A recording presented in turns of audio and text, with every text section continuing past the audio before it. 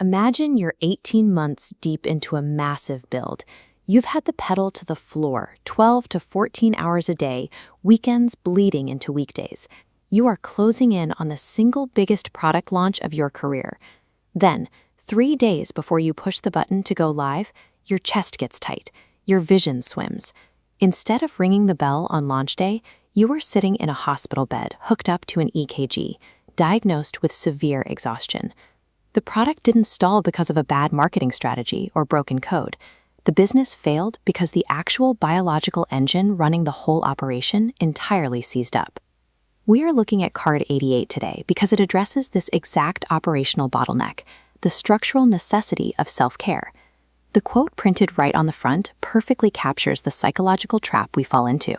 It reads, "The time to relax is when you don't have time for it." The moment you feel you absolutely cannot afford to step away is exactly when your system is operating at maximum friction. Think about a Formula One race.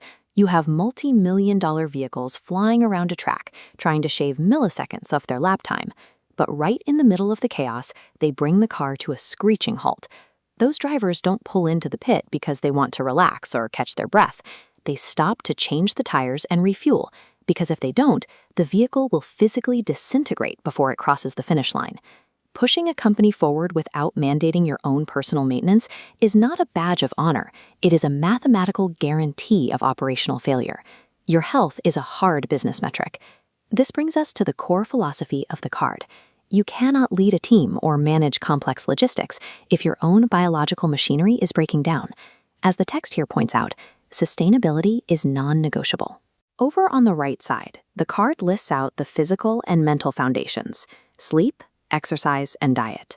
These aren't lifestyle suggestions. They are the absolute baseline inputs required to keep your body's electrical and mechanical systems running. Right below that, we see the social and personal enrichment categories: family, friends, and hobbies. If the physical inputs are your fuel, these social and creative connections act as the essential coolants that prevent your brain from overheating under stress. The easiest mistake to make when you are under pressure is to categorize these exact activities as optional luxuries. You cancel dinner plans, skip the gym, and drop your hobbies to squeeze out 2 more hours of work. But a biological machine running on high-quality fuel and proper cooling will always outperform a machine trying to run purely on adrenaline and caffeine. To prevent that breakdown, the bottom of the card outlines 3 actionable leadership practices.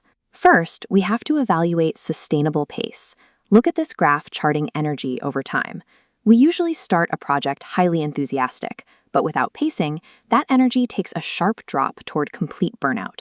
Ask yourself honestly right now, do you have the same level of enthusiasm today as you did on day 1 of your current project? If your speed is draining you, it is by definition not sustainable. That leads to the second practice, seeking tangential activities. By introducing a totally separate input, a physical hobby, reading, something completely disconnected from your daily grind, you immediately stabilize that downward curve and regain mental clarity. The final practice moves past your own internal health and addresses the external culture of your company.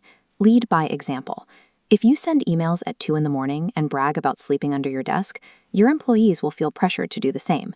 You will inevitably cultivate an exhausted, highly fragile workforce. Visibly taking time to rest, closing your laptop at a reasonable hour, and protecting your weekends is the ultimate act of leadership. It gives your entire organization the implicit permission they need to survive the long haul. I want you to grab a notebook right now. Bring your mind completely into the single largest business project or personal goal you are managing today. Look at the 3 pillars we just covered: evaluating your pace, engaging in a tangential activity, or leading by example. Pick exactly one of those areas that your current project desperately requires you to fix. Now, I want you to pause this video, set a 5-minute timer, and write down exactly how you are going to implement that one pillar before the end of the day. Welcome back. As you wrote that down, you probably felt a familiar wave of psychological friction. It's that nagging guilt whispering that taking an hour to paint, run, or read is just a way to procrastinate on your real work. Let's reframe that guilt. In sports science, this is called active recovery. Taking your mind entirely off the problem is like defragmenting a computer's hard drive. It organizes the chaos, clears up the cache, and snaps everything into alignment so you can process complex data faster tomorrow. Investing time into your own physical and mental capacity is not a distraction from building your business. It is the mandatory prerequisite to having a business at all. I will leave you with one final question to diagnose where you stand. If your company had to run for the next 12 months solely on the exact physical and mental energy you possess at this very moment, would your business thrive or would it stall out?